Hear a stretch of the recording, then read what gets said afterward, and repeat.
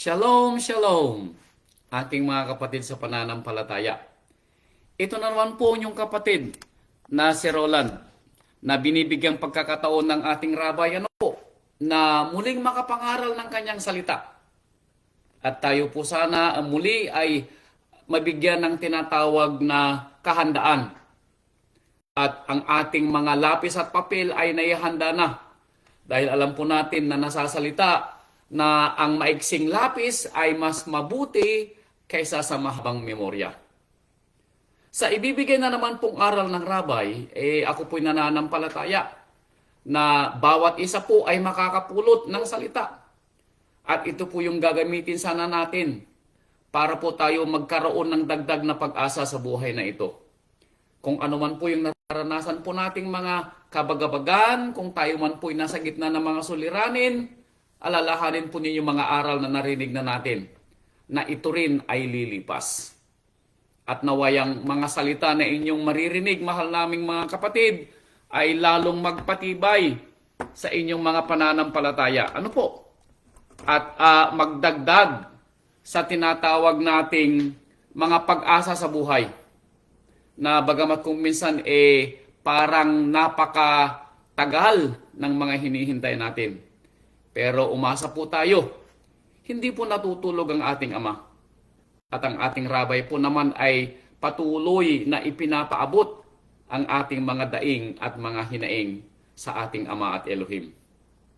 Sa araw pong ito mga kapatid ay tayo po ay bibigyan ng rabay ng aral kung paano po tayo mabubuhay ng espiritual. Matapos po nating tanggapin ang pananampalataya, tayo po dapat ay unti-unting binago ng mga salitang ating narinig, ng mga salitang ating nabasa, at higit sa lahat, sa gabay ng banal na Espiritu, tayo po sana ay nabago na kung ano man po yung dati nating buhay bago po natin nakilala ang ating rabay. At ang ating buhay po sana ay naging mas mabuti, hindi sa pamamagitan ng mga material na bagay, kundi mas naging mabuti sa katayuan natin sa ating Ama at Elohim na siyang nagpadala ng kanyang bugtong na anak. At alam po natin ng kwento ng ating rabay ay namatay para sa atin. At bilang kumbaga kapalit ng ibinigay ng ating rabay na pagpapakasakit at pagpapakahirap sa tulos, tayo naman sana na napili na manampalataya sa kanyang napakadakilang pangalan, tayo naman sana ay magsukli na ang ating buhay ay ibuhay natin na espiritual. Kaya po sa araw na ito mga kapatid ay tatalasasin natin ang buong kwento ng sulat ni Saulo sa mga taga-Roma. At ito po ay sa Kabanata 8. Lahat po ng talata ng Kabanata 8 ay atin pong isa-isahin para po maunawaan natin ang totoong kwento kung bakit ganito ang sulat ni Apostol Saulo sa mga taga-Roma. At ako'y nananampalataya na kung may mga katanungan po kayo sa mga nangyayari sa inyong buhay, masasagot po sana ng ating rabay. Dahil ito yung tinatawag nating pagkain ng ating mga kaluluwa. At alam po natin na sa ating mga nararanasang mga kabagabagan, mga suliranin, mga tinatawag na mga pag-aalala, kasama po ito sa ating buhay. Pero kapag tayo po'y nananampalataya at may pagtitiwala sa ating Ama at Elohim, sa pamamagitan po ng ating rabay, tayo po sana ay magiging isang mabuting huwaran sa pananalita at sa gawa ng ating mga pananampalataya. Kaya talasasin po natin mga kapatid ang unang salbo ng ating aral. Dumako po tayo dito sa aklat ni Apostol Saulo sa mga taga-Roma. Ano po? Simulan po natin dito sa Roma chapter 8 at sisimulan ko pong basahin dito sa verse 1. Ano po? Kung kayo po ay may mga naibuklat ng mga Biblia, ito po ay nasa page 1343 ng ating aklat na ESNY. Ano po? Ito po ay Roma o Romiyim sa Hebrew, chapter 8, verse 1. Talasasin po natin ang kwento ni Apostol Saulo. Ngayon nga, sabi ni Saulo, ay wala nang anumang hatol sa mga nakay Yahshua Misaya. Ano pong sabi ng ating apostol? Sa mga nananampalataya daw at tinanggap ng ating rabay ay ang kanyang manunubos at nag-iisang tagapagligtas, tayo na daw po ay hindi na dadalhin sa paghatol. Now, anong ibig sabihin dito ng Apostol Saulo? Ang ibig pong sabihin po dito ng Apostol Saulo hindi na tayo idadaan sa judgment kung saan huhusgahan ng ating mga gawa. Ibig sabihin tayo ay inilipat na mula sa mga patay patungo sa mga buhay. Ito pong ibig sabihin ni Saulo. Wala nang hatol sa atin na kamatayan. The moment po na tayo ay nananampalataya sa rabay at nabubuhay sa rabay. Yun pong dapat nating maunawaan. Ano po? Dahil ang pananampalataya po natin sa rabay ang magbibigay po sa atin ng tinatawag na kalakasan para makamit po natin ang ipinangakong kaligtasan ng Ama sa pamamagitan ng kanyang bugtong na anak. At tayo yung magiging tagapagmana ng kanyang kaharian. Ito po yung talastas ni Apostol Saulo. Now, ang tanong, tayo ba ay magpapatuloy sa ibinigay na pagpapala ng Ama nang tayo'y manampalataya sa kanyang bugtong na anak? Dahil ang kaagapat po ng isang tunay na nananampalataya ay namumuhay espiritual ayon sa salitang ating mga narinig na at mga nabasa. Yun po yung magiging balakid po natin o magiging tinatawag na hamon sa atin. Dahil sa atin pong pang-araw-araw na buhay, dito po natin mababanaag kung tayo ba ay mananatiling tapat sa ating Ama at sa pagsunod sa salita ng ating rabay kapag tayo po ay nasa gitna ng ating mga kabagabagan. Yun po yung ating magiging tinatawag na hamon. Pero dito sa sinasabi ni Saulo, tayo daw po ay pinagpala. The moment na tayo po ay mananampalataya sa ating rabay. Now, ang tanong, mananatili kaya ang pagpapala na ito? Tuloy po natin. Ano po? Sabi niya, wala nang anumang hatol sa mga nananampalataya sa ating rabay na hindi nagsisilakad ayon sa laman, kundi ayon sa Espiritu. Now, narinig po yung kwento, ano po? Kung nung binasa lang natin yung first stanza, baka po tayo magkaroon ng tinatawag na conclusion na husto na pala yung manampalataya sa rabay. At hindi mo nababasahin yung susunod na kwento. Na sinasabi pala niya rito na tayo daw ay wala ng hatol kung, yun, yung tinatawag na if. Yung hamon na sinasabi ko. Kung tayo daw ay nagsisilakad sa Espiritu at hindi sa laman. Now, anong ibig sabihin ni Saulo? Alam po ninyo, dalawa lang ang pwedeng piliin ng tao. It's either to do good or to do evil. Dalawang po yun. Kaya nga alam po natin yung kwento na sinasabi sa pahayag na kung tayo ay hindi mainit at hindi malamig, tayo po ay idudura ng Ama sa kanyang bibig. So mamimili lang po tayo sa ating buhay. Hindi po tayo dapat nasa gitna na tayo ay kung minsan mainit, kung minsan ay malamig. Tayo kung minsan ay gumagawa, at kung minsan naman ay hindi. Hindi natin pwedeng pagsamahin ng spiritual na gawain and then once in a while, gumagawa tayo ng makalamang gawain. Tandaan po natin, yung narinig na nating kwento, hindi pwedeng lumabas sa nag-iisang gripo ang tubig na matamis at ang tubig na maalat. Hindi po pwedeng mag-dwell o tumahan sa ating sarili ang gawang masama at ang gawang mabuti. Yun, alam po ba ninyo na ito yung pinakahamon ng isang nananampalataya? Na kung minsan tayo ay maging lamig at kung minsan naman tayo ay maging mainit sa pananampalataya.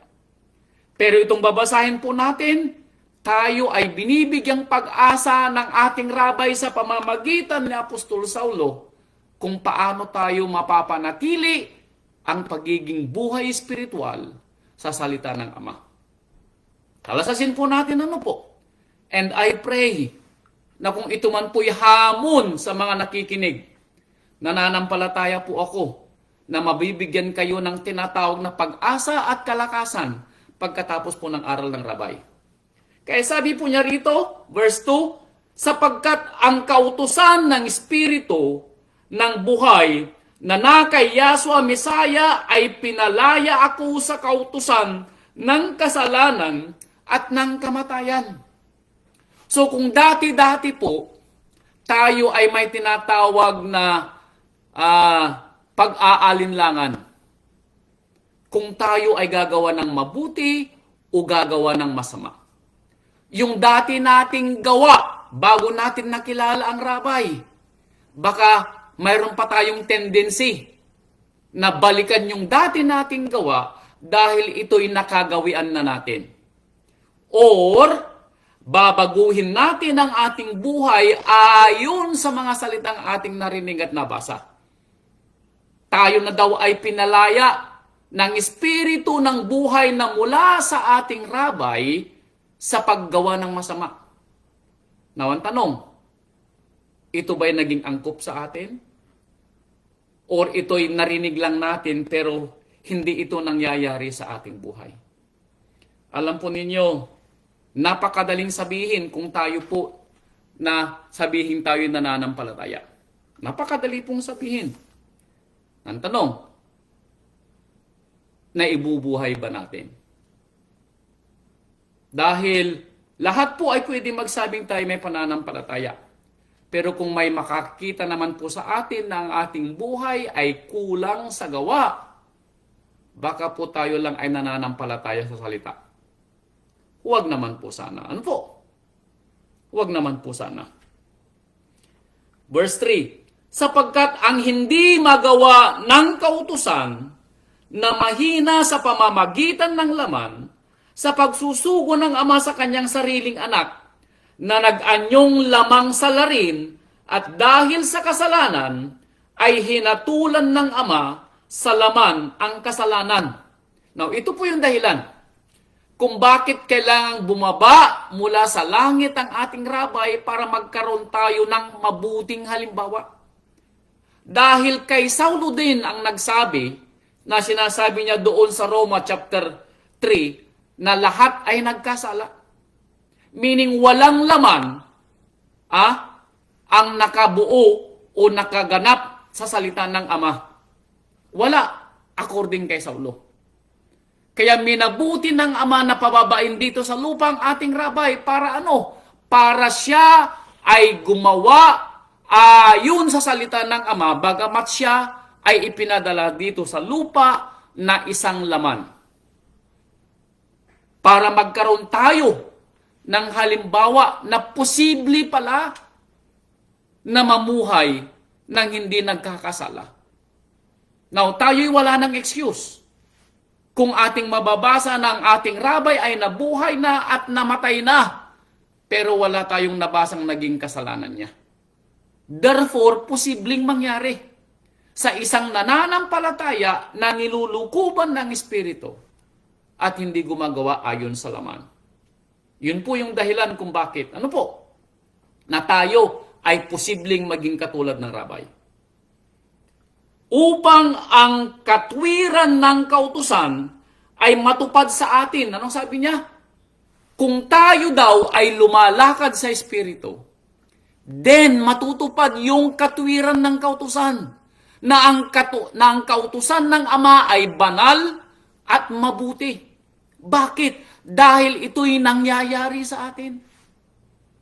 Hindi natin nasasalangsang ang kautusan ng Ama dahil ito'y ibinubuhay natin. Kaya matutupad ngayon ang salita ng Ama na ito'y mabuti at makatwiran. Kung, ulitin ko uli yung sinabi ng Apostol Saulo, kung tayo ay nabubuhay sa Espiritu at hindi nabubuhay sa laman. Now, alam po ninyo, napakadaling sabihin na mabuhay sa Espiritu. Now, sa inyo na lang po mga bahay, kapag tayo po ay sinasabing nakakakita ng tinatawag na yung mga bagay na ayaw nating makita sa ating loob bahay.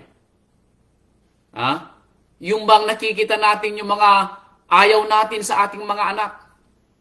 Yung mga nakikita nating ayaw nating makita sa ating mga asawa, sa ating mga kapatid, sa ating mga mahal sa buhay. Hindi kaya tayo mag-flare up agad at makalimutan natin ang salita ng Ama? Kapag ito po'y nangyayari sa atin, then tayo pa po ay nabubuhay paminsan-minsan sa laman at hindi sa Espiritu. Ibig sabihin, andudun pa rin yung tendency natin na gumawa ng kasalanan dahil hindi natin nabibigyan tinatawag na paalalang ating mga sarili na tayo ay magkaroon ng hinahon sa bawat pagkakataon. Kapag tayo ay magkakaroon ng tendency na gumawa ng masama at balikan natin yung mga nagawa natin nung una nung dati nating buhay, then hindi pa po tayo lubos na nabubuhay ng espiritual. Napakadali po na ikurap ang ating mga mata at tayo makagawa ng tinatawag na kasalanan. Huwag naman po sana maiiwasan natin ang paggawa ng kasalanan kung lagi nating inaalala ang mga salitang ating narinig at ang mga salitang ating nababasa. Tandaan natin, ang kautusan ng Ama ang siyang dapat maibuhay natin para masabing tayo ay nabubuhay ng buhay espiritual. Dapat makita sa atin, dapat matupad sa atin ang sinasaad ng kautusan. Ano po? Verse 5, sapagkat ang mga gawa ayon sa laman ay nangagsisyatalima sa mga bagay ng laman. Datapwat ang mga ayon sa Espiritu ay sa mga bagay ng Espiritu. Now, hindi po pwedeng maghalo. Ulitin ko. Ang banal na Espiritu ng Ama sa ating sarili at ang ating espiritual na makalaman. Hindi po pwedeng maghalo. Dapat mamayani po yung isa. Now, ang tanong, alin sa dalawa ang mamamayani? Yun po yung katanungan po natin. Ano po? Yun po yung hamon sa atin. Sapagkat ang kaisipan ng laman ay kamatayan. Ouch. Ito po yung dahilan kung bakit kailangan nating isantabi at iwaksi sa ating mga sarili ang espiritong makalaman. Bakit? Dahil sinasabi ni Saulo na ang espiritong makalaman o ang kaisipang makalaman ay kamatayan. Ito ang dahilan kung bakit ang hatol kay Adan nung siya'y nagkasala sa hardin ng Eden ay kamatayan. At ito yung minana natin. Dahil sa kasalanan, tayo ay mamamatay. Pero ang sinasabi dito ni Saulo na kamatayan ay hindi itong kamatayan dito sa lupa. Ang kamatayan natin dito sa lupa ay bayad natin sa kasalanan na gawa ni Adan at ni Eva. Yun yung kasalanan na nagawa na babayaran natin ang ating buhay dito sa lupa.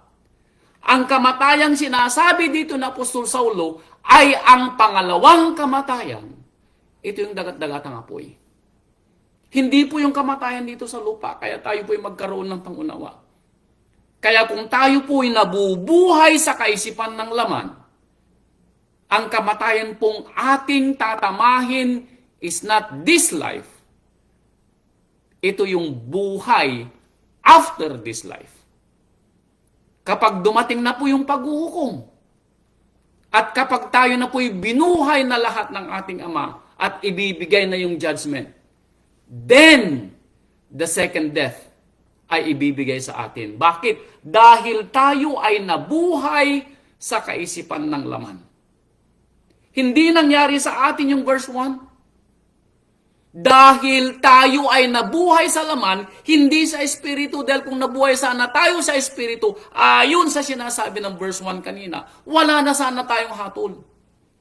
Pero dahil pipiliin natin o pinili natin na mamuhay sa kaisipan ng laman, then darating ang hatol sa atin. Etong sinasabi ni Saulo na kamatayan. Ngunit, sabi ni Saulo, datapwat, sabi niya, ang kaisipan ng Espiritu, kapag tayo naman daw, ay pinanaig natin sa ating mga puso't isipan ang mga aral at mga salita ng Ama na ang banal na Espiritu ang lumulukob. Then, sabi ni Saulo, ito ay buhay at kapayapaan. Hindi yung buhay at kapayapaan, again, dito sa lupang tinutukoy ni Saulo. Kundi ang buhay at kapayapaan ay sa kaharian ng Ama na mamanahin natin balang araw. Kaya talasasin po natin. Narinig natin yung pahabol na kanta o awit ni kapatid na Teresa, I will bring you home. Totoo po. Iyon ay pangako ng ating rabay kung tayo po'y mananampalataya sa Kanya. Talasasin po natin na sana po tayo ay magkaroon ng pangunawa. Verse 7. Sapagkat ang kaisipan ng laman, again, kaisipan ng laman, ay pakikipag-alit laban sa Ama. Now, sino po sa inyo na ang pipiliing kaaway ay si Amang Yahweh? Sino po sa atin ang magtataas ng kamay na ang maging gusto nating kaaway ay si Amang Yahweh? Sasabihin po niyo siguro, wala sa atin po. Pero ang sinasabi ni Saulo, kung tayo ay mamumuhay ayon sa kaisipan ng laman, tayo ay nakikipag-away kay Amang Yahweh. Baka hindi pa po natin alam. So, kung tayo po ay gumagawa ng kasalanan, at alam natin na ang kasalanan ay ang hindi pagtupad sa kautusan ng Ama. Ang napakasimple nating magagawang kasalanan is kapag araw ng Sabado, araw ng pagsamba. Alam po ninyo, ang daming natitisod kapag araw ng pagsamba. Kapag hindi po tayo nangingilin at ginaganap ang kalooban ng Ama ayon sa sinasabi ng kasulatan, baka po tayo nagkakasala. Baka po tayo nagkakasala. Alam po ninyo, ang ibinigay ng ating rabay na susunod daw nating aral sa Bible study, kung paano po natin ibubuhay yung 10 kautusan. At ito po'y iisa-isahin ng rabay. Baka po alam na natin ang 10 kautusan, pero hindi natin alam yung buod ng 10 kautusan at baka tayo ay nakakasalangsan. Dapat po nating malaman yung buong kwento, hindi lang yung pahapyaw para wala tayong excuse. Kaya sabi niya, ang kaisipang makalaman ay pakikipag-alit sa Ama, sapagkat hindi napasasaklaw sa kautusan ng Ama ni hindi nga magagawa. Anong ibig sabihin po nito? Now, alam natin yung kwento na sinasabi sa aklat ni Yohanan na ang ating Ama ay liwanag. Father Yahweh is light, and in Him, sabi niya sa English, there is no darkness at all. Ang ating Ama daw ay kaliwanagan at sa Kanya ay wala ni katiting na kadiliman. Kaya hindi pwedeng magpasakop sa Ama ang may pusong makalaman. Now, maalala po yung nakasulat sa aklat ni Santiago, chapter 4, verse 7, kung paano po natin mapalalayo ang demonyo at ang gawa ng kasalanan at kasamaan sa atin.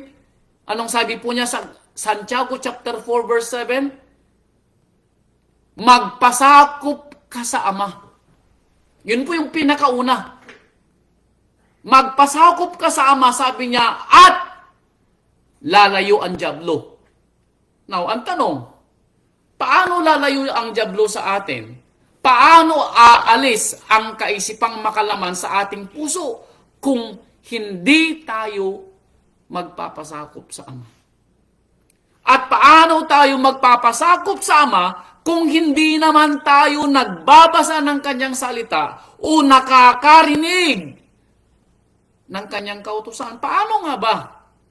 Bakit? Kasi wala tayong panahon. See? Tayo nakakasalangsang na.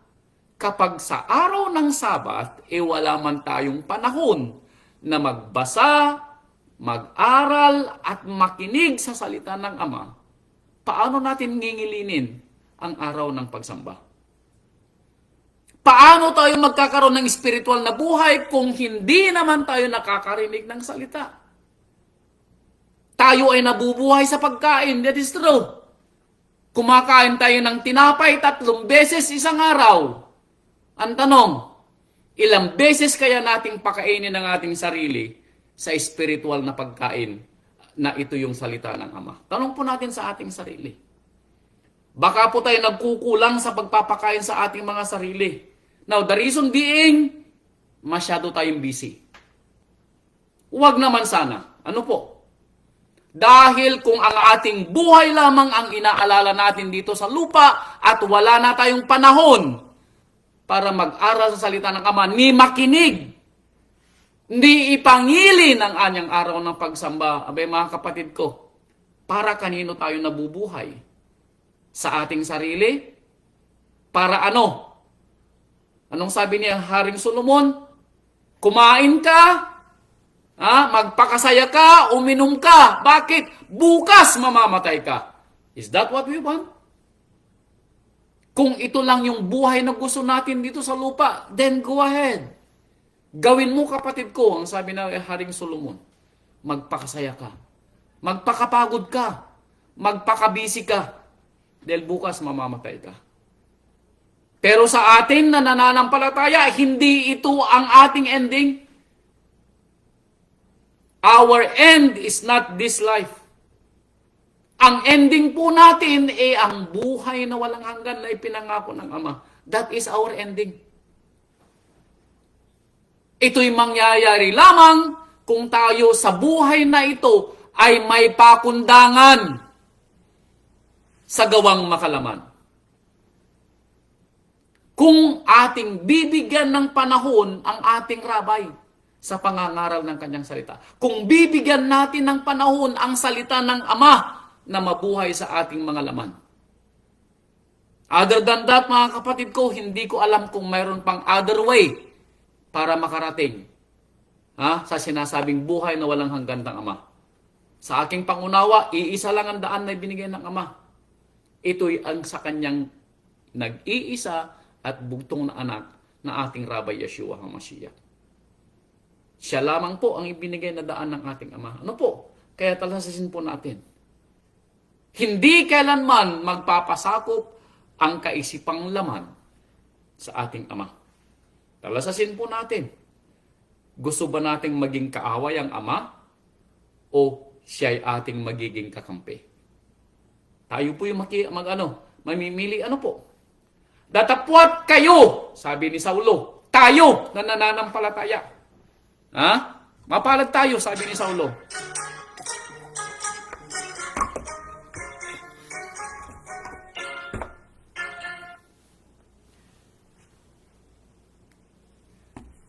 Datapwat kayo, sabi ni Saulo.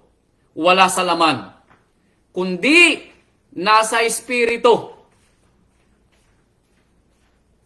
Kung gayoy tumitira sa inyo ang banal na espiritu ng Ama. Datapwat kung ang sino may walang espiritu ng Mesyas, siya'y hindi sa kanya. Now, ito na po yung tinatawag na moment of truth. Ang sinasabi ni Saulo dito sa verse 8, kung tayo daw ay wala sa laman, wala sa kaisipang makalaman, tayo daw ay nilulukuban ng Espiritu ng Ama. Talasasin po natin, ano po? At kung ang sino may wala sa Espiritu ng Mesyas, anong sabi niya? Siya'y hindi sa Kanya. Dito na po natin matatalasas kung tayo po ay kasama sa hinirang. Kung sa ating buhay ay hindi po natin nararamdaman na tayo nilulukuban ng banal na Espiritu, paano natin ito mauunawaan na tayo nasa banal na Espiritu? Kapag ang ating mga iniisip ay kautusan ng Ama at gusto nating gumawa ng mabuti. Kapag ang ating mga nasasalita ay may tinatawag na aral at kabutihan. Kapag ang ating mga ginagawa ay ayon sa mga narinig nating aral at ibinubuhay natin ang mga alituntunin at salita ng ating rabay, then masasabi natin nilulukuban tayo ng Espiritu ng Ama. Pero kung sa ating buhay,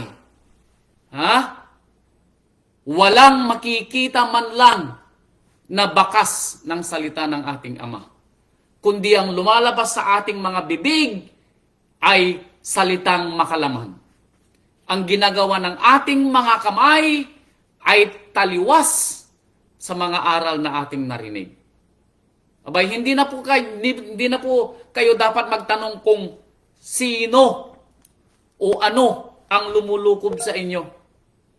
Dahil mismong si Saulo ang nagsabi na kayo ay hindi sa ating Rabbi Yeshua HaMashiach. Huwag naman po sana ano po.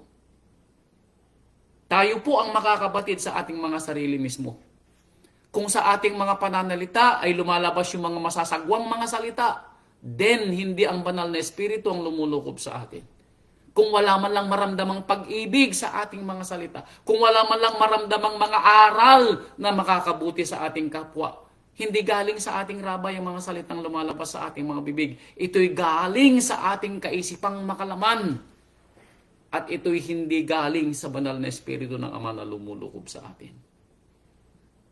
Mga kapatid ko, sayang ang mga panahon na inuukoy natin sa pag-aaral at pagkikinig ng ating aaral. Ano po? Talasasin po natin. At kung ang Mesyas ay nasa inyo, ang katawan ay patay dahil sa kasalanan.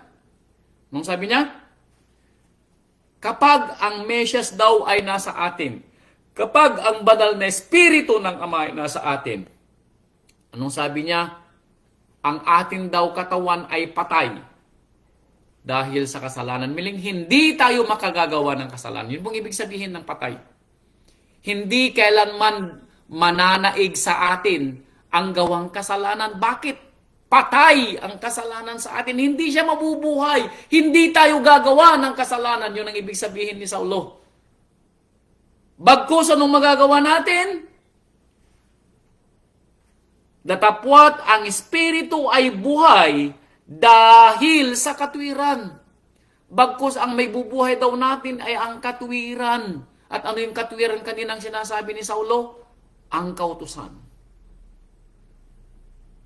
Mga kapatid ko, napakasimple ng ipinapagawa sa atin ng Rabay kung maalala natin yung kanyang aral. Anong sabi ng Rabay? Kung kayo'y nabibigatan ng inyong mga pamatok, kung kayo'y nabibigatan sa mga bagabag ng inyong buhay, anong sabi ng Rabay? Ibigay nyo sa akin ang inyong mga pamatok, sabi ng Rabay.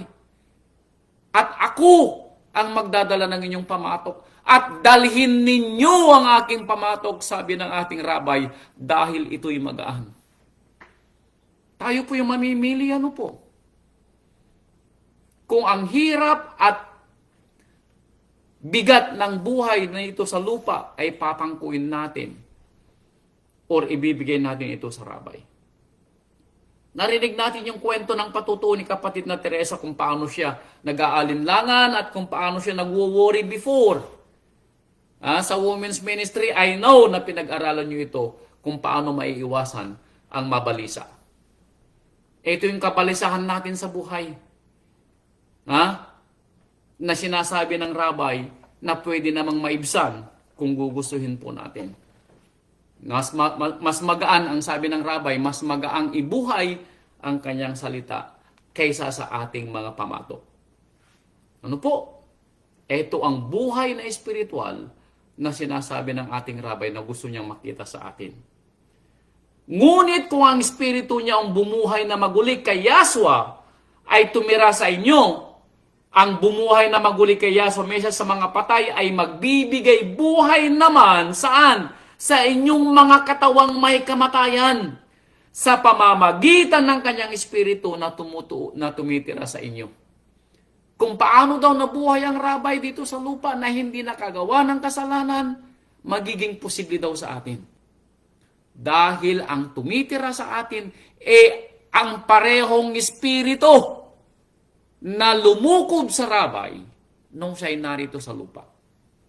Kaya magagawa din natin ang buhay na ginawa ng rabbi na hindi nakagawa ng kasalanan. Yun pong ganoon ang sinasabi ng Apostol Saulo. At ito ang ipinapangaral ng rabbi na pwede nating gawing buhay. Ano po?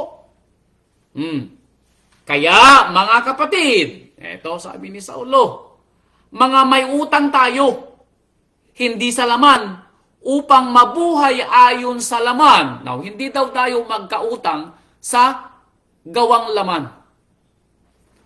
Ano yung utang natin? Eto, sapagkat kung mga buhay kayo ng ayon sa laman, ay mga mamatay kayo. Inulit-uli ni Saulo. Kung mabubuhay tayo sa laman, mamamatay tayo. Now, ano ba yung anong ibig sabihin nun sa salita? Parang kontra, ano po? Na sabi ni Saulo, kung tayo ay mabubuhay daw sa laman, tayo'y mamamatay. Ang ibig sabihin ni Saulo, kung tayo habang narito sa lupa, ay ipagpapatuloy natin ang ating buhay na gumagawa sa kaisipang makalaman, ito yung kasalanan, ito yung pagsalangsang sa salita ng Ama, at the end of the day, mamamatay tayo. At hindi uli yung kamatayan dito sa ating mga sariling katawan ang sinasabing kamatayan, kundi kamatayan sa dagat-dagatang apoy na ipinangako ng Ama sa mga hindi mananampalataya sa Kanya. Talasasin po natin. Ano po? Datapwat kung sa pamamagitan ng Espiritu, ayon sa Espiritu ng Ama na lumulukob sa atin, ay pinapatay ninyo ang mga gawa ng laman, o pinapataw daw natin ang gawa ng laman. Paano natin pinapatay ang mga gawa ng laman? Yung hindi umusbong sa atin na mga kasalanan. Yung hindi natin magawa ang kasalanan. Yung hindi man lumabas sa ating mga bibig ang mga salitang hindi dapat mamutawi. Yung hindi dapat makita sa ating mga kamay ang mga gawang makasalanan. Then, sabi ni Saulo, pinapatay ninyo ang gawang makalaman. At dahil dito, anong sabi ni Saulo? Mabubuhay kayo. Again, sa buhay na walang hanggan, ang tinutugma ni Saulo. Kaya mga kapatid ko, maaaring nabasa ninyo ang Romans chapter 8. Pero baka hindi pa ganito ang pangunawa na naipaunawa sa inyo nung binasa ito. O nung binasa ninyo. Kaya mga kapatid ko, talasasin po natin ang aral ng rabbi. Sapagkat ang lahat ng mga pinapatnubayan ng Espiritu ng Ama, sino sila? Sila ang mga anak ng Ama. Hallelujah. Now, sino ang tatawaging anak ng Ama? Yung mga gumagawa ng laman? Lahat ba ng nilalang dito sa lupa ay tatawaging anak ng Ama? Hindi po. Ang sinasabi ni Saulo, ang tatawagin lamang na anak ng Ama ay sino? Ang mga pinapatnubayan ng Espiritu ng Ama. At sino yung mga pinapatnubayan ng Espiritu? Yung gumagawa ayon sa Espiritu. Hindi yung gumagawa ng laman. Therefore, yung mga gumagawa ng kasalanan at sumusunod sa kaisipan ng makalaman, sila'y hindi anak ng ating Ama. So dito natin mapagtatanto mga kapatid ko, na may pagkakaiba ang mga pinili ng Ama na mga nananampalataya sa kanyang bugtong na anak na gumaganap sa kanyang kautusan, sila pala'y tatawaging mga anak. At mapalad tayo mga kapatid ko. Itaas natin ang ating mga kamay, dalawa. Dahil tayo pinili ng Ama na tatawagin niyang mga anak. Kung, ito yung malaking kung, gagawin natin ang ipinag-uutos sa atin, na gawin natin ang buhay natin na espiritual at ibuhay natin ang salitang ating narinig at nabasa. Ano po?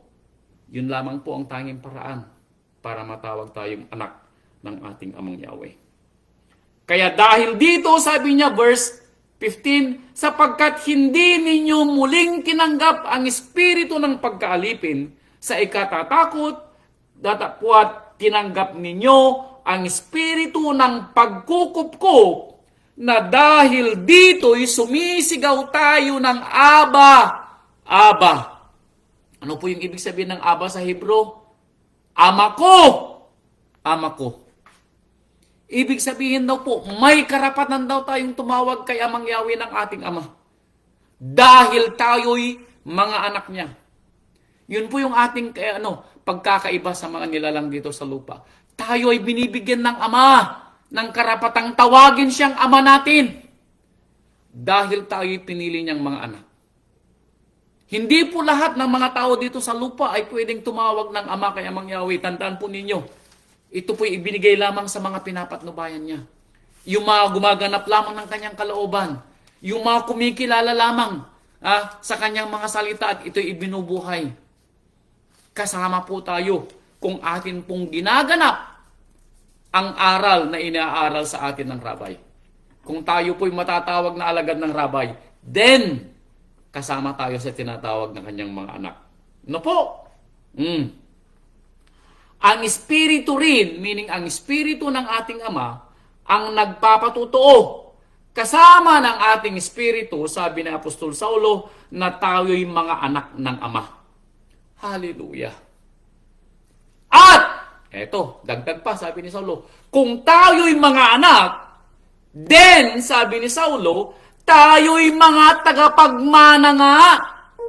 Hallelujah. Now, kung tayo daw ay anak, tayo din daw ay tagapagmana. Bakit? Dahil kung ang ating Rabay ay anak ng Ama at siya'y naging tagapagmana, then tayo din, mga kapatid ko, ay magiging tagapagmana din. Now, imagine ninyo ang mamanahin natin balang araw. Tayo ay tataguri ang tagapagmanang kasama ng Rabay. Yun po yung kaluwalhatian na ibibigay sa atin ng ating Ama balang araw. Kung tayo po'y magpapatuloy na gagawa ng tinatawag na kanyang mga salita at mga gawa. Ito yung buhay na espiritual. Tayo daw ay may mana. Tayo ay magiging tagapagmana sa Ama at mga kasamang tagapagmana ng Mesyas. Imagine ninyo, ibibilang tayo na kasama ng Rabay na tagapagmana ng ating Amang Yahweh. Kung gayon, makipagtiis tayo sa Kanya upang tayo'y lumawalhati namang kasama niya. Ito po yung isang mahirap. Na magiging, sasabihin nating, balakid. Kung ito'y magiging balakid sa inyo. Bakit? Anong sabi dito na po sa Saulo? Magtiis tayong kasama niya. Ouch! Bakit? Alam po ninyo, mayroon sa atin yung hindi marunong magtiis. Now, inuulit ko uli yung mga aral ng nakaraan na. Ang atin pong pananampalataya is not walk in the park. Hindi po siya rose in the garden. Ang atin pong pananampalataya ay may kaakibat na pagtitiis. Na kung kayo po ay nakakarinig ng aral na ganito, then alam po ninyo yung ini-expect ng ating pananampalataya sa atin. May mga pagkakataon na kailangan tayong magtiis. Now, kung hindi pa natin inihanda ang ating sarili dahil hindi naman tayo nakakarinig ng aral, then, bay kapatid ko, baka pag dumating yung araw na kailangan mong magtiis, hindi ka makatiis. Bakit? Hindi mo ito naunawaan. Bakit? Again, hindi ka nakakarinig ng aral. Dahil wala kang panahon. Napakadaling sabihin po, ano po? Dahil kung merong gagamitin ang ating kaaway para tayo ay ilayo sa pag-ibig sa atin ng ating Ama, isa po rito yung tinatawag nating wala tayong panahon. Busy tayo palagi saan? Una, baka busy tayo palagi sa paghahanap ng salapi at ikabubuhay. Na 24/7 kung tayo maghanap buhay at wala na tayong pahinga. Wag naman po sana. O kaya busy tayo sa mga natatanggap nating tinatawag na mga anik-anik sa buhay. At nakakalimutan natin magpasalamat at ganapin ang kalooban ng Ama lalo na kapag araw ng pagsamba.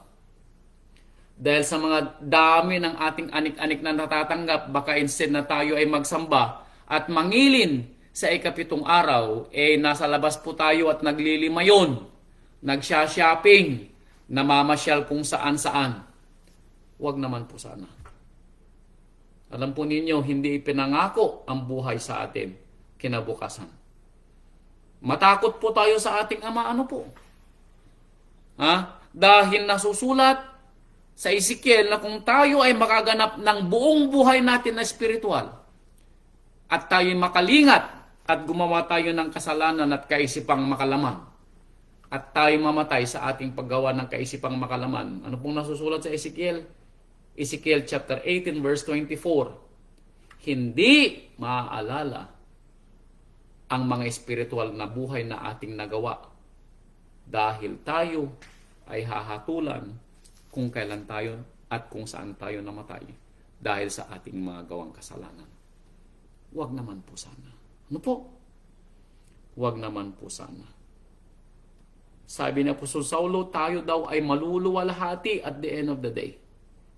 Hintayin natin yung pagkaluwalhati na ibibigay sa atin ng ating Rabay. But for the time being, tayo po'y magtiis.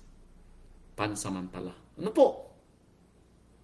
Verse 18. Sapagkat napatutunayan ko, sabi ni Saulo, now, alam niyo kung bakit kailangan magtiis? Eto, dahil kung may apostol na may mga karanasan sa pagtitiis, isusulat ko sa number 1 na kandidato si Apostol Saulo. Bakit? Sa dami ng mga ikwinento ni Saulo na kanyang pagtitiis.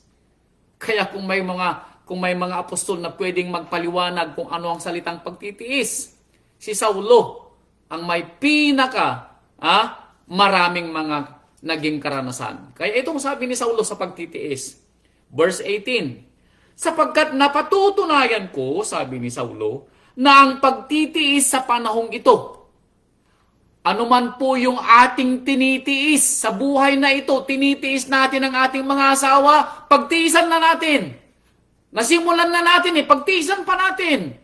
Tinitiis natin ang ating mga anak, pagtiisan pa natin lalo.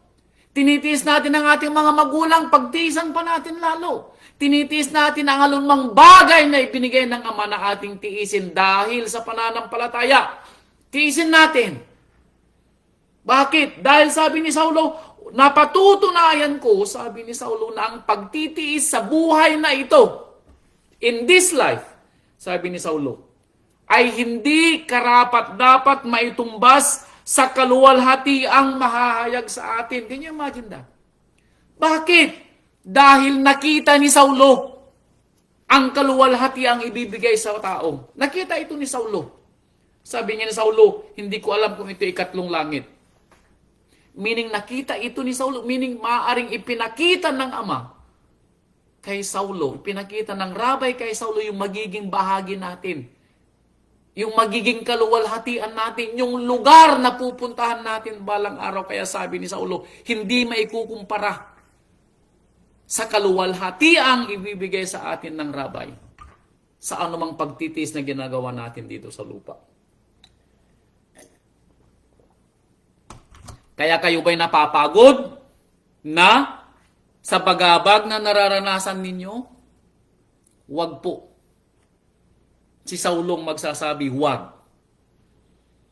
Kayo po ba'y nababagot na o nawawalan na ng pag-asa sa mga nararanasan ninyong mga kabagabagan sa buhay o yung pagtitiis ninyo sa inyong pananampalataya?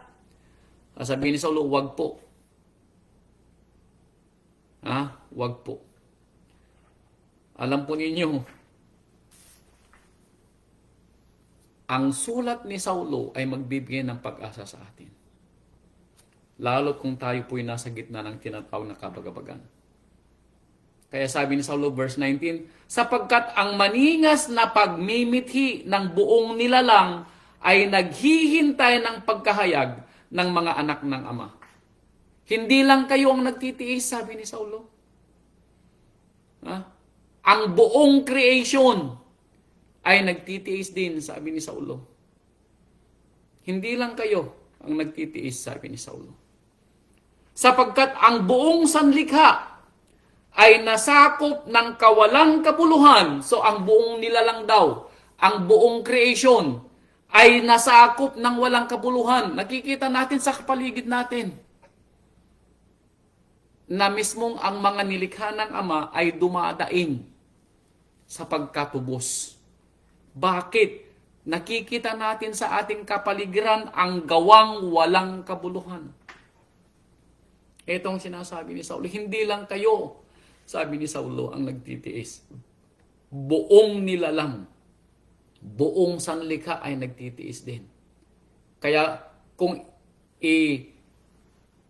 iikot natin ang ating mga mata, kung ipapanting natin ang ating mga tenga sa pakikinig, makikita po natin ang gawang walang kabuluhan ng mga hindi nananampalataya sa ating Rabbi Yeshua HaMashiach. Yung digmaan na nangyayari sa Ukraine, for what reason? At dinigma ng Russia ang Ukraine. Para lang sa kapiranggot na lupa, maaari.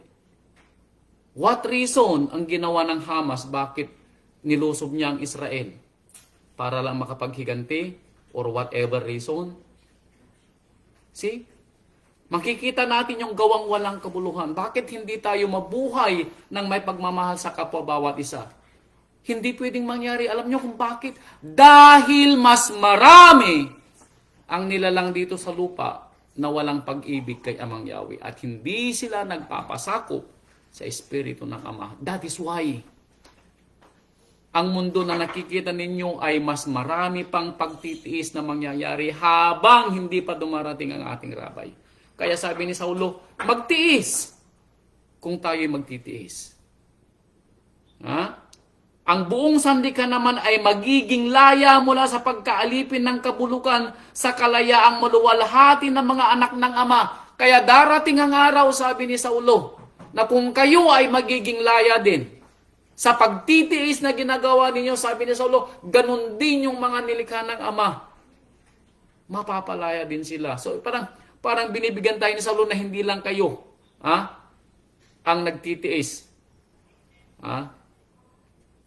22, sapagkat nalalaman natin na ang buong sanlikha ay humihibik. Anong sabi niya? Humihibik. Umiiyak daw ang buong sanlikha.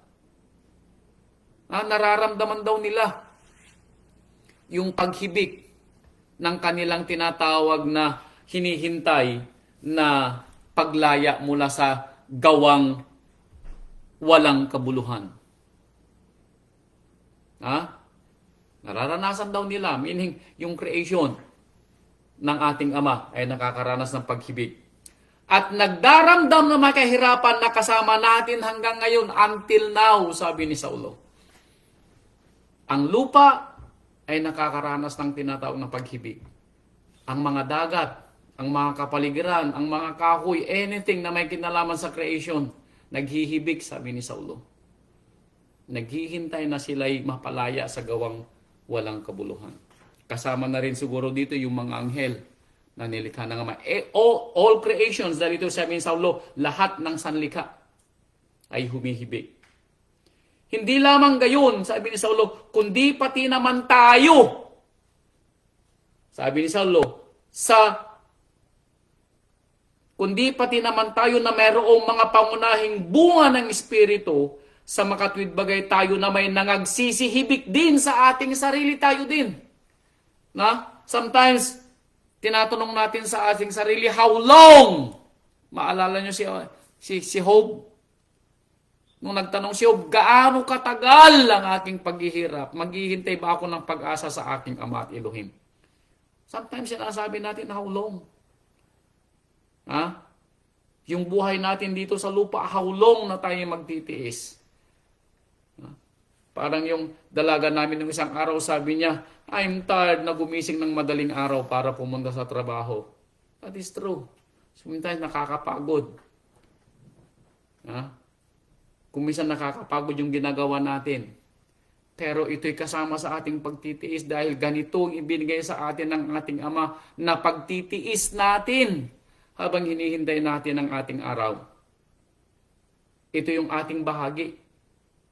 Na gawin natin yung ibinigay sa ating gawain, pero wag natin namang kalimutan na unahin at alalahanin yung pagganap sa kalooban ng Ama. Ano man yung ating mga ginagawa sa ating buhay, wag nating kalimutan ang ating unang gawaing ibinigay ng Ama na siya'y sambahin at gawin ang kanyang mga salita. Sa paghihintay ng pagkukupkop na dilit iba ang pagtubos sa ating katawan. Ito yung hinihintay daw natin, na tubusin tayo ng Ama balang araw.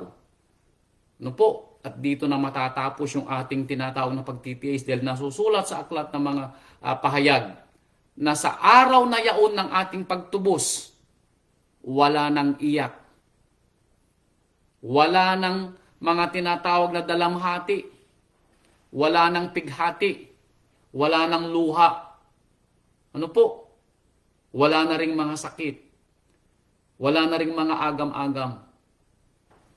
Yun yung mamanahin natin na luwalhati balang araw. Yun yung araw ng ating pagtubos. Hindi yung pagkamatay natin dito sa lupang ating pagkatubos, kundi yung pagkatubos natin na tayo bubuhayin sa araw ng paghuhukom at ibibigay ng Ama sa atin yung ating gantimpala na buhay na walang hanggan at titira tayo sa kanyang kaharian balang araw. Yun po yung ating araw ng pagtubos. Bakit? Dahil tayo'y iniligtas sa pag-asa. Yung pag-asa natin na sa ating pananampalataya sa Rabay, balang araw tayo ay mabubuhay na walang hanggan. Yun po yung ating pag-asa. Datapwat ang pag-asa na nakikita ay hindi pag-asa. Ito. Ang alam lang natin na nabuhay na maguli ay ang ating Rabay Yeshua. At hindi natin nakita sa ating panahon. Pero bagamat hindi natin nakita, yun ay ating pag-asa. Bakit? Sabi ni Saulo, dahil ang pag-asa na nakikita ay hindi pag-asa totoo. So bagamat hindi natin nakita ang pagkabuhay na maguli ng Rabay at walang makapagpapatunay sa atin kung ito nga'y katotohanan o hindi, mayroon tayong Biblia na magsasabi. At ito yung ating pag-asa. Kaya kung akong tatanungin ninyo, kung ako ba'y mas maniniwala na ito'y darating sa atin balang araw kaysa sa walang pananampalataya, mas mananampalataya ako. Kahit papaano, may ini-expect ako na mangyayari sa aking pagpapala pagkamatay ko dito sa lupa. At least mayroon akong expectations. Mayroon akong pag-asa kaysa sa wala. Itong dahilan kung bakit, pinipilit natin ang ating sarili na makaganap sa kalooban ng Ama. Itong dahilan kung bakit itinutuwid natin ang ating mga sarili sa paggawa ng mabuti. O itinutuwid natin ang ating sarili sa mga gawang masama. Ito po yung ating pag-asa. Kaya sabi ni Saulo, datapwat kung nagsisiasa tayo sa hindi natin nakikita, kung magkagayo hinihintay nating may pagtitiis, this is the reason why, sabi ni Saulo, kailangan yung dagdagan ang inyong pagtitiis. Bakit? Dahil ang pag-asa ninyo, sabi ni Saulo, ay hindi nyo na nakikita. Kaya dapat dagdagan nyo pang lalo ang inyong pagtitiis. Yun ang sabi po ni Saulo.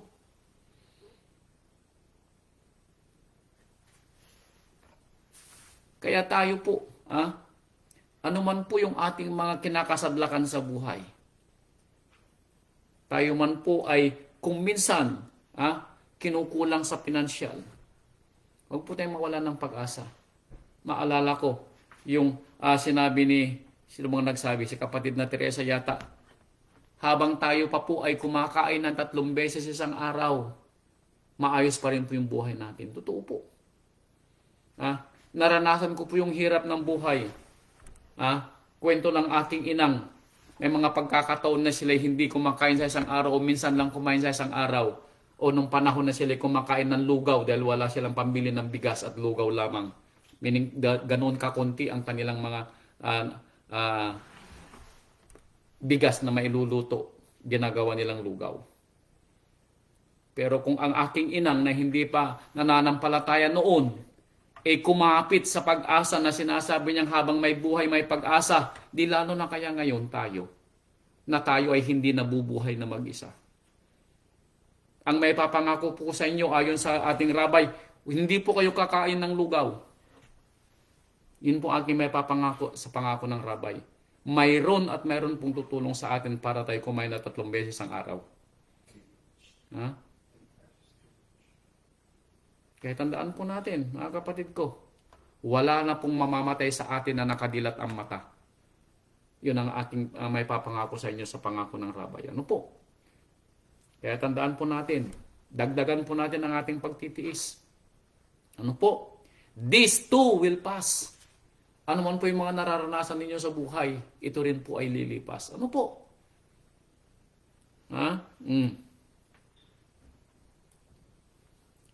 At gayon din naman, ang Espiritu ay tumutulong sa ating kahinaan. That is true. That is why ang banal na Espiritu ng Ama ang lulukob sa atin na magbibigay sa atin ng kalakasan. Magpapaalala sa atin sa mga aral na ating mga narinig at nabasa. Magpapaalala sa salita na magbibigay sa atin ng kalakasan para lalo tayong magtiis at ipagpatuloy ang ating pananampalataya. Kung meron man tayong mga bagabag sa ating mga anak, sa ating mga asawa, sa ating mga magulang, sa ating mga kamag-anak, tandaan po ninyo, ito rin ay lilipas. Ano po? Ano man po yung mga nararanasan nating bagabag.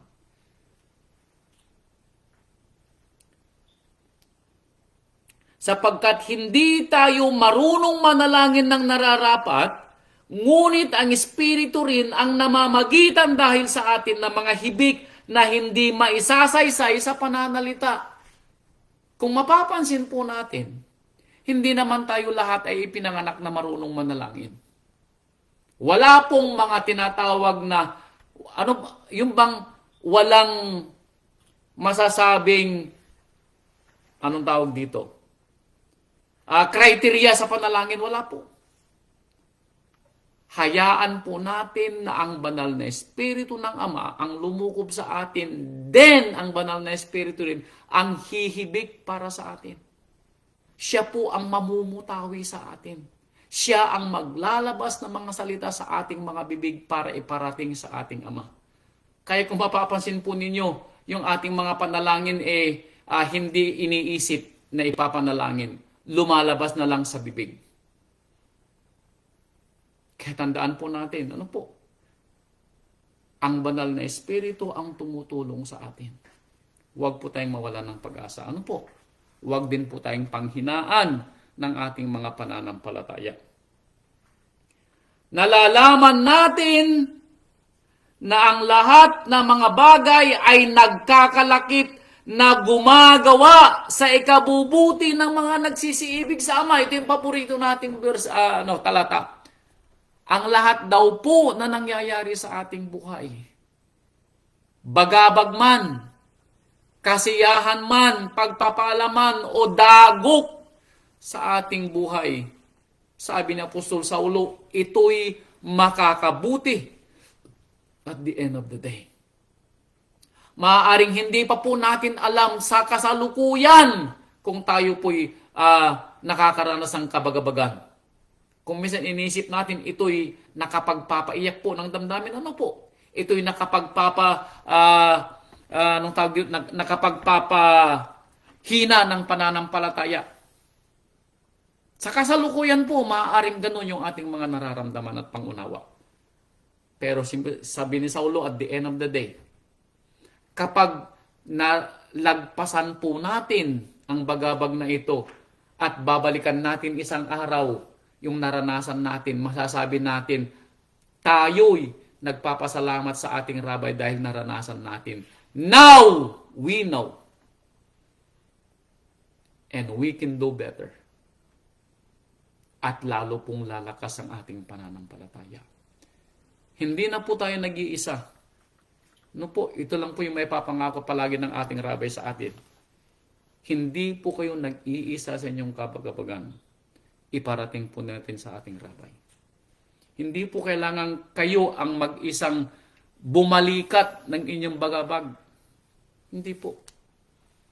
Sabihin po ninyo sa Rabay dahil siyang nagsabi, ibigay nyo sa akin ang inyong mga pamatok at kunin nyo ang aking pamatok dahil ito'y mas magaan. Magpapadala po ang ating Rabay ng tinatawag niyang tulong at gabay sa ating mga suliranin at mga bagabag sa buhay. Ano po? Kaya tayo po'y huwag walan ng pag-asa. Dahil ang lahat ng mga nangyayari sa atin ay sa ating ikabubuti. Kung, eto na naman yung malaking kung, tayo ay nagsisiibig sa Ama. Sa makatwid bagay niyaong mga tinawag, alinsunod sa kanyang nasa. Kung tayo daw ay nagsisiibig sa Ama, at tayo'y tinawag niya para gawin ang gawaing ibinibigay niya sa atin. Ano po? Tayo po'y binigyan ng Ama ng kanya-kanyang gawain.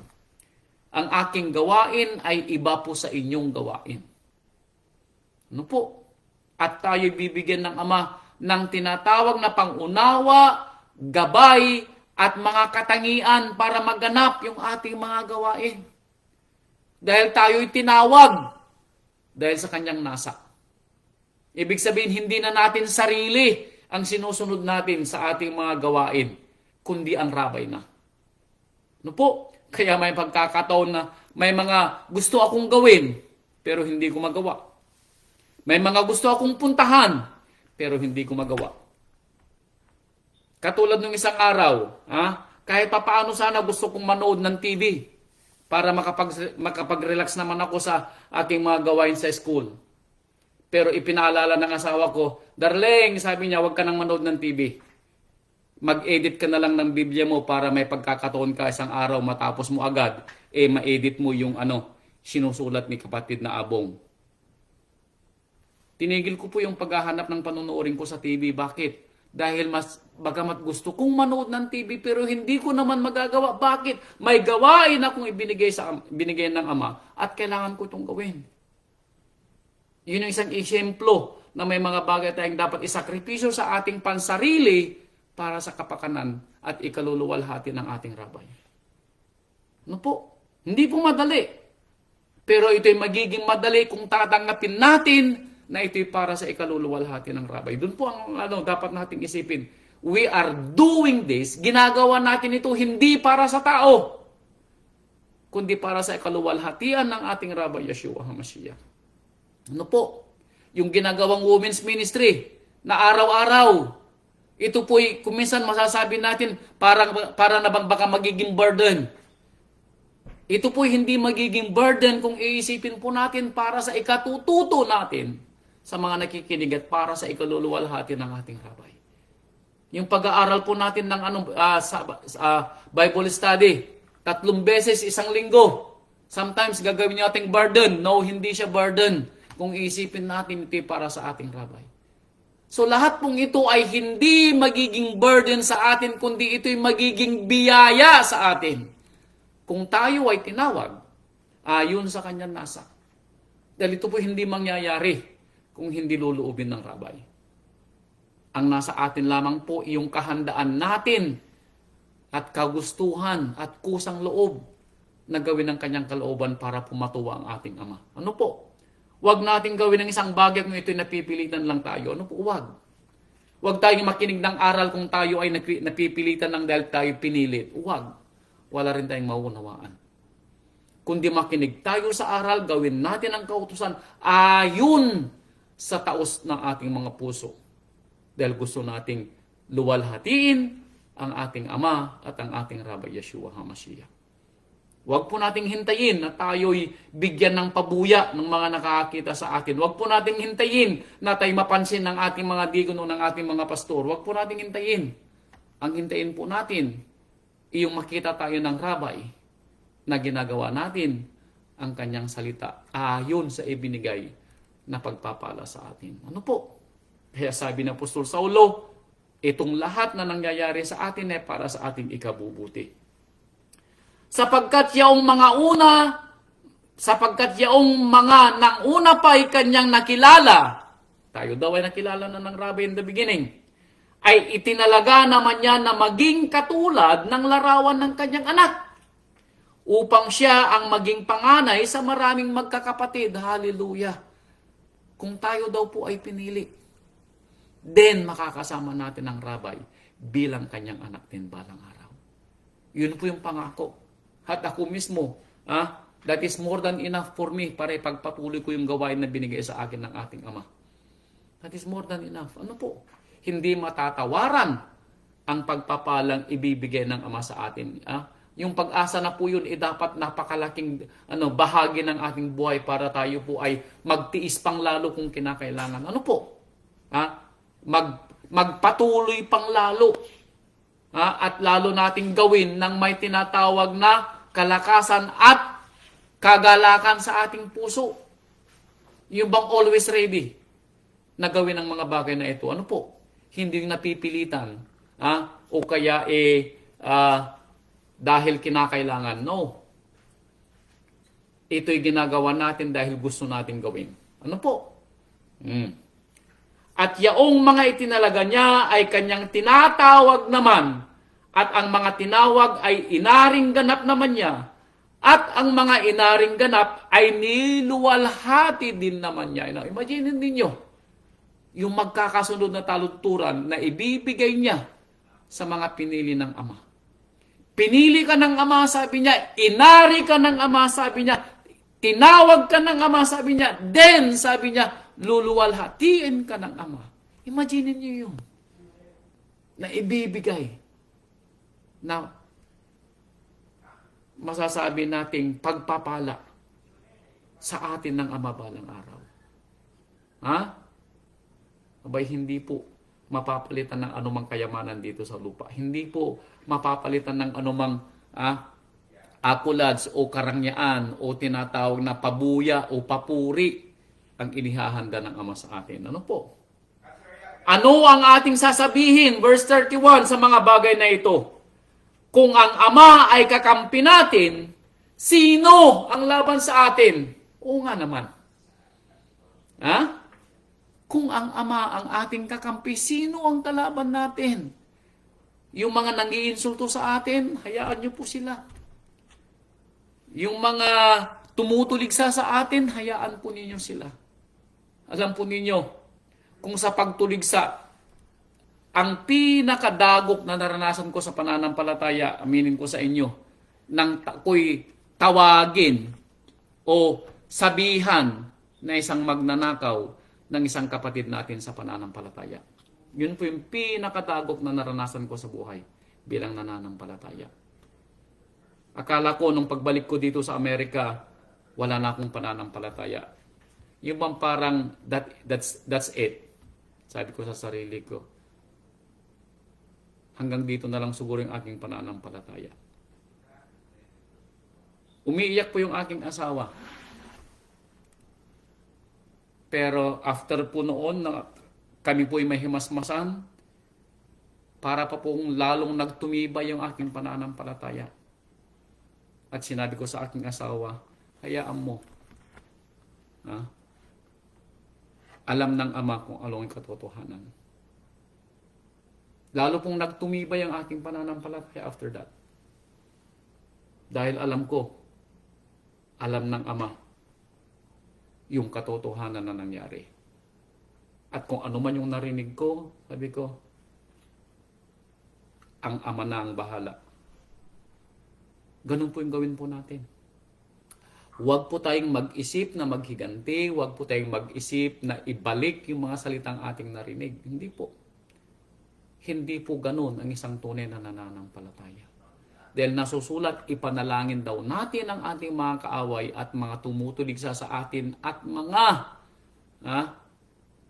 yung mga nagsasabing mga nagpro-prosecute sa atin.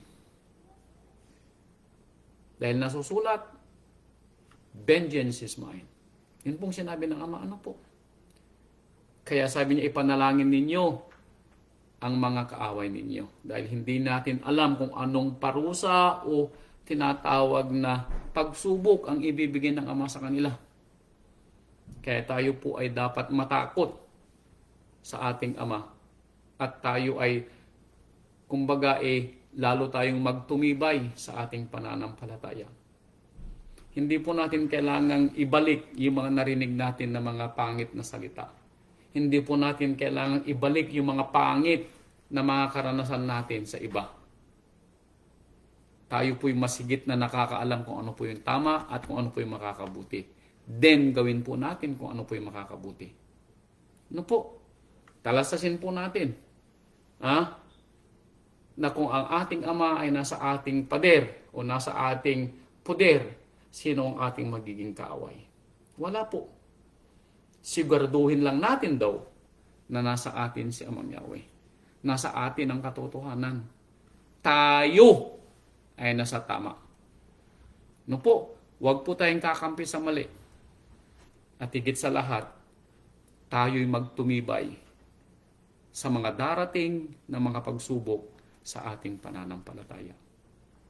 Siya, meaning ang ating Ama, na hindi ipinagkait ang kanyang sariling anak, kundi ibinigay dahil sa ating lahat.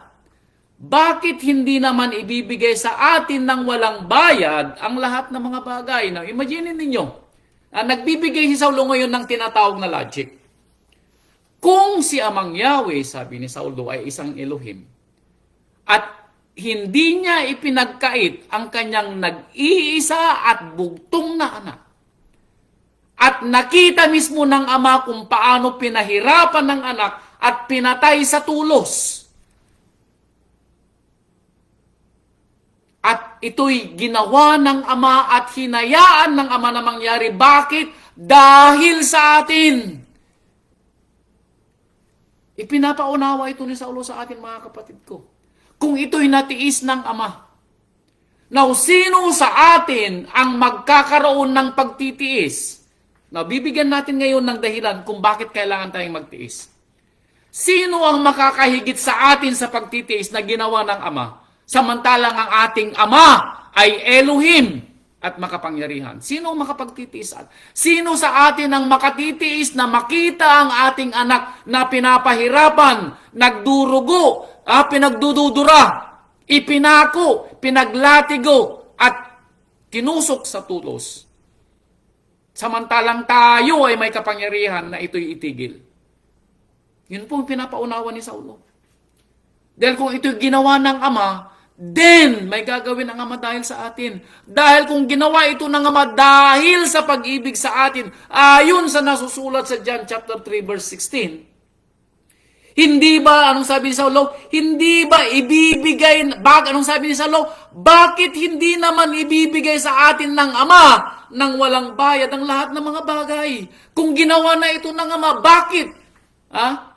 Anong naghihinder? Anong pumipigil sa Ama para hindi ibigay ang lahat ng mga bagay na ito sa atin ng walang bayad? Oo nga naman po, di po ba? Sino o anong pumipigil sa Ama? Wala. Wala pong pumipigil sa Ama. Kaya tayo po ay mapalad. Ano po?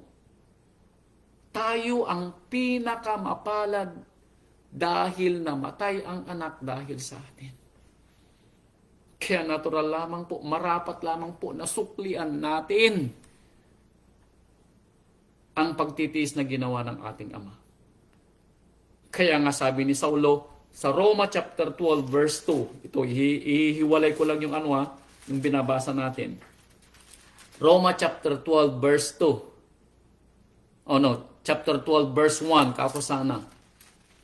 Kaya nga mga kapatid, sabi ni Saulo, dahil narinig natin, naunawaan natin kung anong pagtitiis ang ginawa ng Ama para sa ating anak, o para sa kanyang bugtong na anak. Ito naman ang sabi ni Saulo, kaya nga mga kapatid, ipinapamanhik ko, alang-alang sa kahabagan ng Ama, alang-alang sa pagtitiis na ginawa ng Ama. Anong hinihiling ni Saulo sa atin bilang kanya mga kapatid? Na inyong iharap ang inyong mga sarili na isang haing buhay, banal, na kaaya-aya sa Ama, na siya ninyong katampatang pagsamba. Wala akong hinihiling sa inyo, sabi ni Saulo, kundi ang inyong mga sarili ay gawin ninyong isang haing banal sa paggawa ng kabutihan. Yun ang hinihiling ko, sabi ni Saulo. Yun ang ating at least na magagawa bilang kapalit ng ginawang pagtitiis ng ating rabbi at ng ating Ama. Po, at least, kahit man lang papaano, yun ang ating magawang kasukli doon sa ginawa ng ating Ama, nang pinayagan niyang mamatay ang ating rabbi sa tulos. At yung pagtitiis na ginawa ng rabbi para danasin yung hirap at pasakit na dinanas niya para lang sa atin. Etong hinihiling ni Saulo na magiging kapalit ng ating sinasabing pagtitiis ng rabbi. Yung magtiis din tayo na katulad niya. Ano po? Kaya sabi niya, sino ang makakapigil sa rabbi?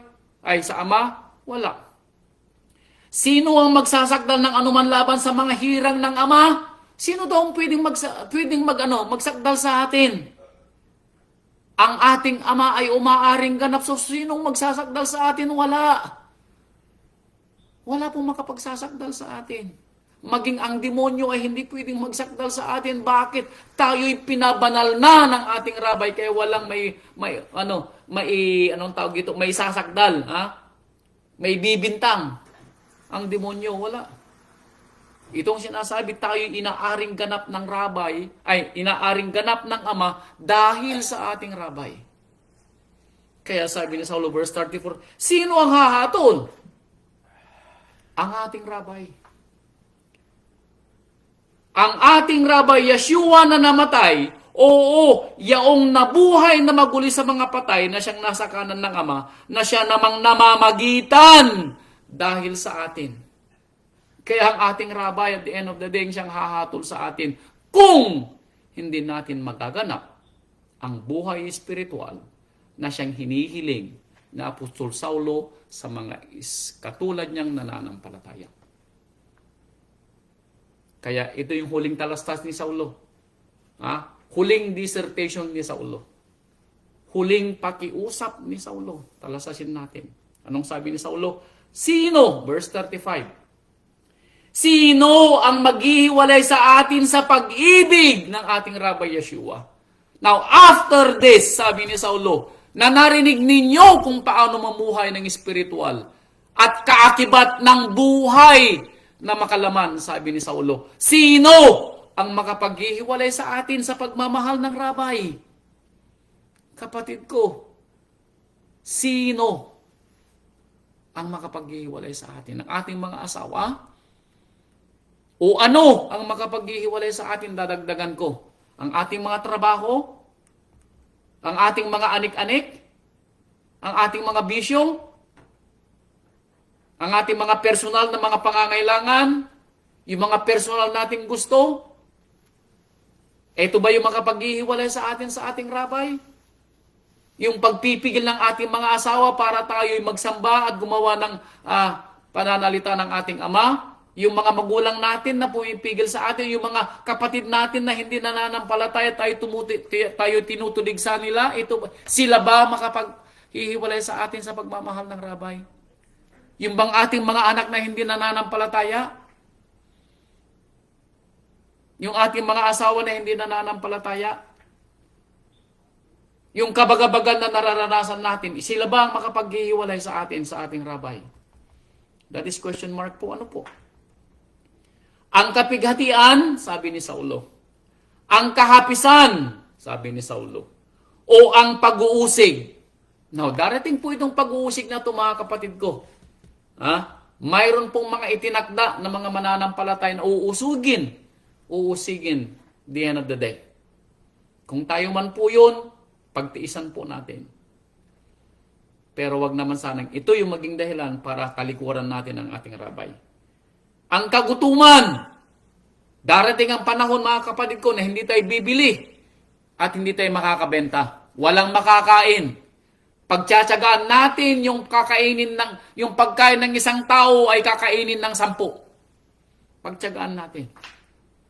Kaya nga sinasabi sa darating na panahon, ano po?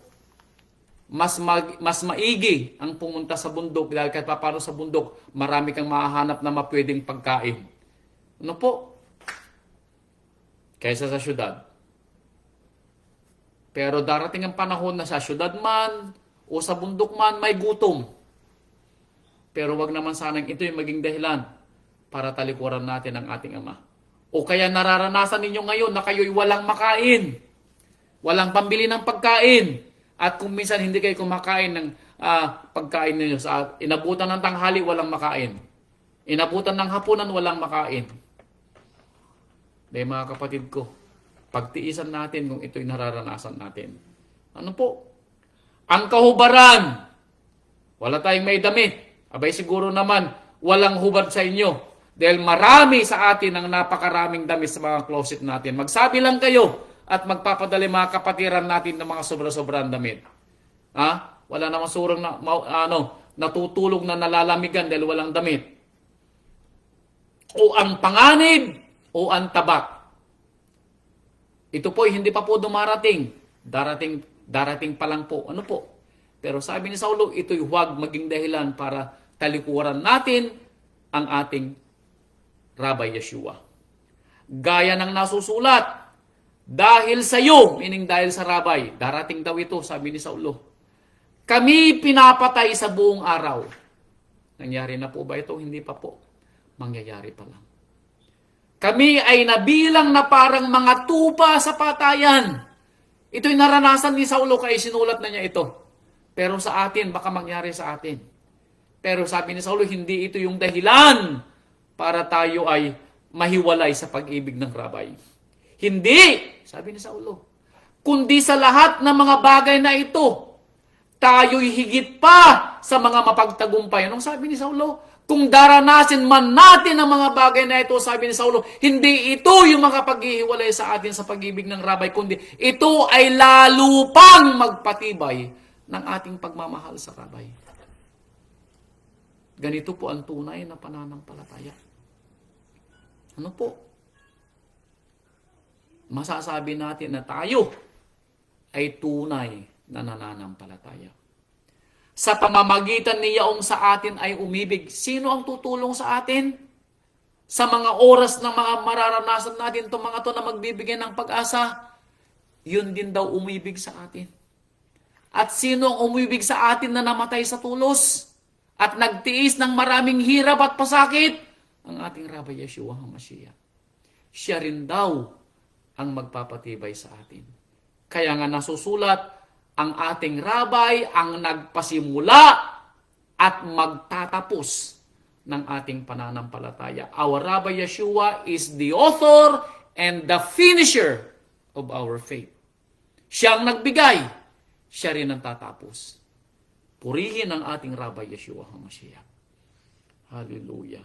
Kaya sabi ni Saulo, sapagkat ako'y naniniwalang lubos, eto na kahit ang kamatayan man, kahit ang buhay, kahit ang mga anghel, kahit ang mga pamunuan, kahit ang mga bagay na kasalukuyan, kahit ang mga bagay na darating, kahit ang mga kapangyarihan, kahit ang kataasan, kahit ang kababaan, kahit ang alinmang ibang nilalang, nung sabi ni Saulo, ay hindi makapaghihiwalay sa atin sa pag-ibig ng Ama. Hallelujah. Nilahat na ni Saulo lahat ng mga posible na maghiwalay sa atin. Wala, sabi ni Saulo, sa lahat ng mga narito sa lupa, wala. At maging mga anghel, sabi ni Saulo, wala. At maging mga pamunuan, wala. Pag sinabing pamunuan, maaaring spiritual na pamunuan. Pero sabi ni Saulo, wala. Alam po ninyo, pag inabot na natin ang ganitong pananampalataya, I'm telling you mga kapatid ko, ano man ang dumating sa ating buhay, ito po'y hindi na magkakaroon pa ng tinatawag na dent sa ating pananampalataya. Ito po'y ipagkikibit balikat na lang natin, tatawanan na lang po natin ang mga bagay na darating na ganito. Bakit? Dahil tayo na po ay umabot na sa puntong walang pwedeng maghiwalay sa atin sa pag-ibig ng Ama. Magiging katulad na po natin si Saulo. Ano po? Walang makapaghiwalay sa atin sa pag-ibig ng Ama. Bakit? Na nasa kay Yahshua Messiah na ating manunubos. Tayo na po ay solid na pag-aari ng ating Rabay, Yeshua HaMashiach. Hallelujah. Mga kapatid ko, ito po yung aral na binigay ng Rabay. For the first time, ngayon lang po ako nangaral ng buong chapter ng Biblia. Ito'y nangyari dahil ito yung sinabi ng Rabay na aking ipapangaral. Nauulitin ko po sa inyo. Hindi po ako namimili ng aral na ipapangaral. Tinatanong ko po ito sa Rabay. At siyang nagsasalita kung anong aral ang aking sasabihin. Kaya purihin po ang ating Rabay Yeshua HaMashiach, and I pray and hoping na kung ako po ay inaralan ng Rabay nung ibinibigay niyang aral ito at inaralan niya uli, I pray na ganun din po sana kayo. Na anuman po yung mga nararanasan ninyong mga bagabag at mga suliranin sa buhay, hindi po sana ito makapaghiwalay sa atin sa ating Rabay. At kung hindi pa po ninyo alam kung paano mamuhay ng espiritual, kahit paano nagkaroon kayo ng idea. And I pray na dadagdagan ito ng Rabay sa susunod pang mga araw. Ano po? Salamat po sa inyong lahat. Naway ang pagpapala po ng Rabay ay sumayin niyo po at sa inyong mga mahal sa buhay. Salamat po and shalom. Hallelujah. Hallelujah. Purihin po ang ating Rabay Yeshua at ang ating Amang Yahweh sa ibinigay po niyang aral sa atin. Hallelujah. Hallelujah. Hallelujah. Sabbath. Praise God.